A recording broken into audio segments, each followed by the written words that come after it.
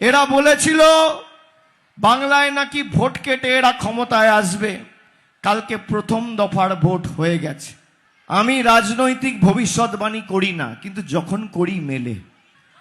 আমি আপনাদের বলে দিয়ে যাচ্ছি, তৃণমূল কংগ্রেস কাল সেঞ্চুরি পার করে দিয়েছে। আর 10 দিন যারা বাংলায় এসে বলেছিল 23 তারিখ বাঙালিকে ঘরে ঢুকিয়ে দেবো, 29 তারিখ বাঙালিকে ঘরে ঢুকিয়ে দেবো, সেই মাটিতে গুজরাটের গুন্ডারা এসে বলছে উল্টা করকে লটকা দেগা। আমি খালি স্বরাষ্ট্রমন্ত্রীকে বলেছিলাম গরম বেশি পড়ছে, মাথা ঠান্ডা রাখুন, জল বেশি করে খান। বিগত 25 বছর ধরে গুজরাট বিজেপি শাসিত রাজ্য, সেখানে নরেন্দ্র মোদী 2014 সাল পর্যন্ত বাংলা গুজরাটের মুখ্যমন্ত্রী, পরবর্তীকালে ভারতবর্ষের প্রধানমন্ত্রী হয়েছে, কিন্তু এখনো গুজরাট পরিচালিত হয় বিজেপির দ্বারা। কিন্তু তবুও বলবো 2000 মুসলমান শহীদ হয়েছে সেদিন, তবুও গুজরাটের মুসলমানরা এখনো মেরুদণ্ড সোজা করে অর্থনৈতিক দিক থেকে শক্তিশালী হয়ে 19% গুজরাটের মুসলমানের মধ্যে 8% মুসলমান সরকারি চাকরি করে।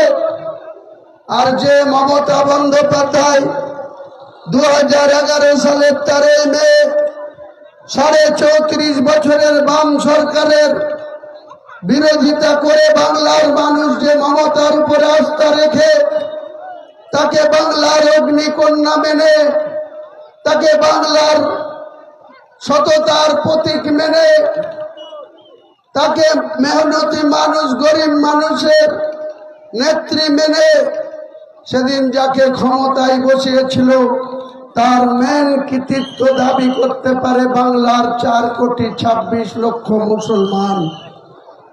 তারা সেদিন সিপিএম এর সেই 1977 সালের থেকে 2011 সাল পর্যন্ত প্রথমে 23.5 বছর কমরেড জ্যোতি বসু, পরে 11 বছর কমরেড বুদ্ধদেব ভট্টাচার্যর ক্ষমতার সময় থেকে যখন মমতা ব্যানার্জি 2004 সালের লোকসভায় একটা মাত্র সাংসদ হয়, দক্ষিণ কলকাতা থেকে মমতা একা সাংসদ, বামফ্রন্টের নেতৃত্বে 35টা।